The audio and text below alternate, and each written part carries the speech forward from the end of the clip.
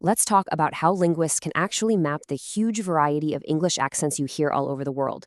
There's a really clever system behind it. English varies in lots of ways. Grammar, vocabulary, you name it. But as these linguists point out, it's really the pronunciation, the phonology, where the differences hit you first. It's the most distinctive part of any accent. So, okay, we all know accents sound different. That's the easy part. But for a linguist, the real challenge isn't just hearing the difference. It's figuring out how to describe it accurately and compare one to another in a systematic way. And here's where it gets kind of tricky. You can have two accents, say General Australian and classic British received pronunciation, that have the exact same number of basic sounds, or phonemes. But they obviously sound completely different, right? That's because the quality of those sounds is different. This leads us to the big question. How do you create a reliable yardstick to measure these differences? We need a scientific framework that works whether you're analyzing English from London, Lagos, or Los Angeles. How do we build that? Well, the answer really came into focus in 1982, thanks to a linguist named John C. Wells.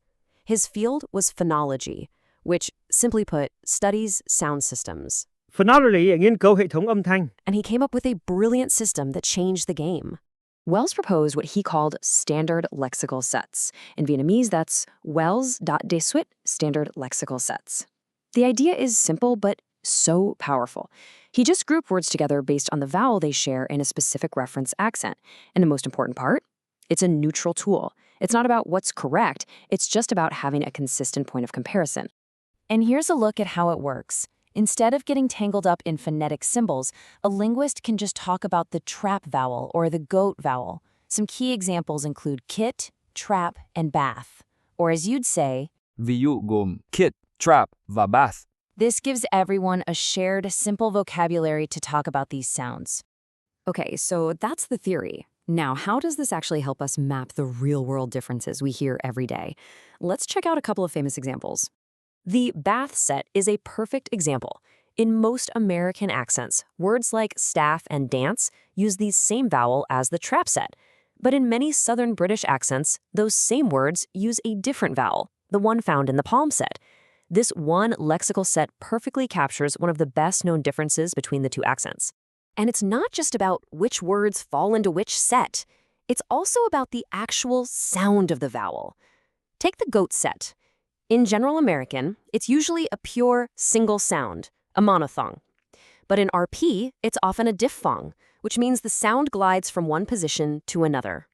The system lets us get really specific about these subtle but crucial details. So this is a fantastic tool for linguists, no doubt.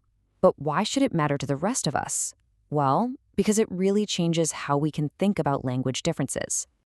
At its core, this system allows us to compare accents systematically. That is, các nhóm này giúp so sánh accent một cách có hệ thống. It gives us a scientific way to describe accents without judging them. And it proves that all this variation we hear isn't just a collection of random mistakes. It's part of a deeply organized, structured pattern. So the next time you hear someone with a different accent, listen a little closer. Can you hear how they pronounce their bath words or their goat words? What was once just a different accent is now a fascinating system you can start to decode. What patterns are you going to notice?